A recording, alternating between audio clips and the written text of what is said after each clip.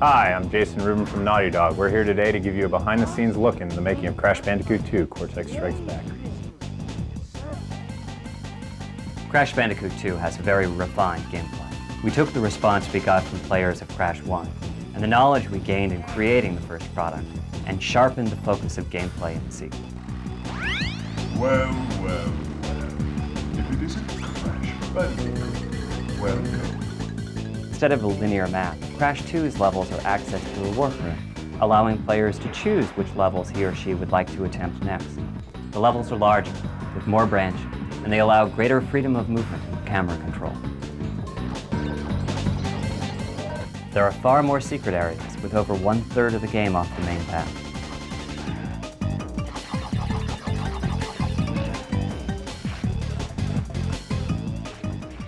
The art's changed drastically between Crash 1 and Crash 2. Crash 1's engine was thrown out. Crash 2's engine is totally new. It allows us to have more polygons in the background, more frames of animation in Crash, more detailed environments, and the ability to do neat environmental effect things that bring the viewer in, bring the player in, and make them feel like they're in a real environment. It has procedural rain, which is actual 3D raindrops that come through the environment. When the camera looks down, the rain actually moves as if it's in 3D, and you're looking at a down angle with the rain.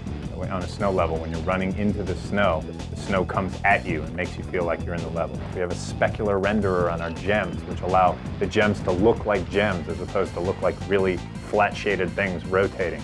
We have reflection effects in the ice that make Crash Bandicoot and everything else in the environment reflect in the ice, making it really feel like ice.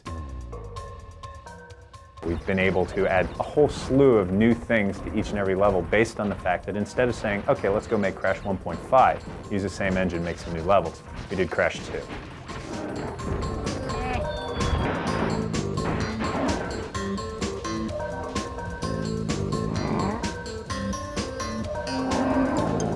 The character animations improved greatly. We have 15 times as much storage for animation in the game and over 20 times as much animation total in the game, allowing almost every death to have its own unique animation that goes along with it.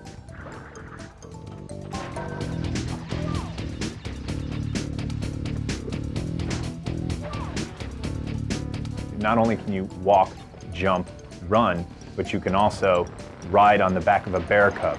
You can run away from a boulder. You can ride on a jet ski. You can ride on a jetpack that's actually free floating in zero gravity. You can do a lot of things you never did before, and you can do a lot of things that you've never seen before in any other game.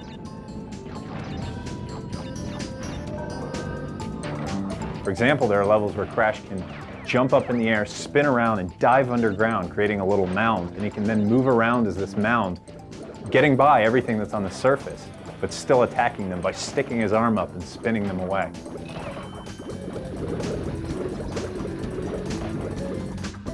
One of the cool new things in Crash Bandicoot 2 are the lip-synced, like, holographic characters in the warp room. Game over.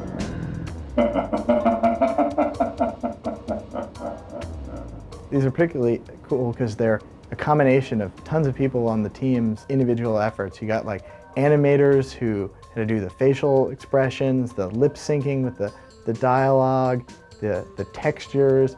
You had programmers doing like the holographic effect, the lens flare, audio, video spooling, and lip syncing. And it all comes together and brings an artificial character to life in a way that I don't think we've seen before in video games.